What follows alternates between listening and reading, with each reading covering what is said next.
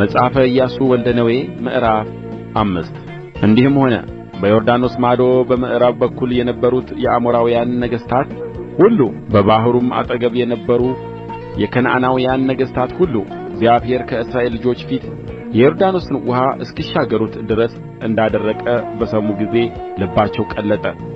ከእስራኤልም ልጆች የተነሣ ነፍስ ከዚያ ወዲያ አልቀረላቸውም።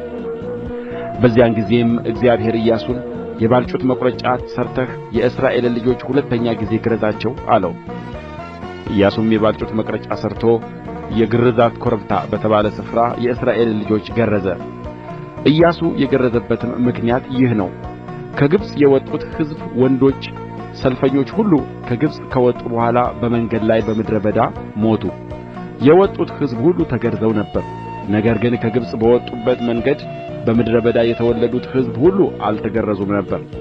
እግዚአብሔርም ወተትና ማር የምታፈስሰውን ምድር ለእኛ ይሰጠን ዘንድ ለአባቶቻቸው የማለላቸውን ምድር እንዲያሳያቸው የማለላቸው ከግብጽ የወጡ የእግዚአብሔርንም ቃል ያልሰሙ እነዚያ ሰልፈኞች ሁሉ እስኪጠፉ ድረስ የእስራኤል ልጆች 40 ዓመት በምድረ በዳ ይሄዱ ነበር። ልጆቻቸውን በእነርሱ ፋንታ አስነሣ። እነዚህንም ኢያሱ ገረዛቸው። በመንገድ ሳሉ ስላልገረዙአቸው ሸለፈታሞች ነበሩና። ሕዝቡም ሁሉ ፈጽመው በተገረዙ ጊዜ እስኪድኑ ድረስ በሰፈር ውስጥ በየስፍራቸው ተቀመጡ። እግዚአብሔርም ኢያሱን ዛሬ የግብጽን ነውር ከእናንተ ላይ አንከባልያለሁ አለው። ስለዚህ የዚያ ስፍራ ስም እስከ ዛሬ ድረስ ጌልጌላ ተብሎ ተጠራ። የእስራኤልም ልጆች በጌልጌላ ሰፈሩ። ከወሩም በ14ተኛው ቀን በመሸ ጊዜ በኢያሪኮ ሜዳ ፋሲካ አደረጉ።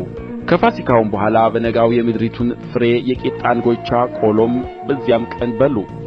በነጋውም ከምድሪቱ ፍሬ ከበሉ በኋላ መናው ቀረ።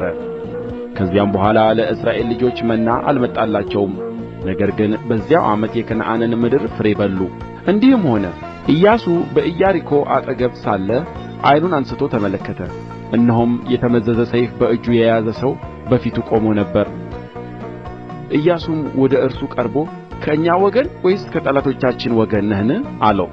እርሱም አይደለሁም፣ እኔ የእግዚአብሔር ሠራዊት አለቃ ሆኜ አሁን መጥቻለሁ አለ። ኢያሱም ወደ ምድር በግንባሩ ተደፍቶ ሰገደና ጌታዬ ለባሪያው የሚናገረው ምንድር ነው? አለው። የእግዚአብሔርም ሠራዊት አለቃ ኢያሱን አንተ የቆምህበት ስፍራ የተቀደሰ ነውና ጫማህን ከእግርህ አውልቅ አለው። ኢያሱም እንዲሁ አደረገ።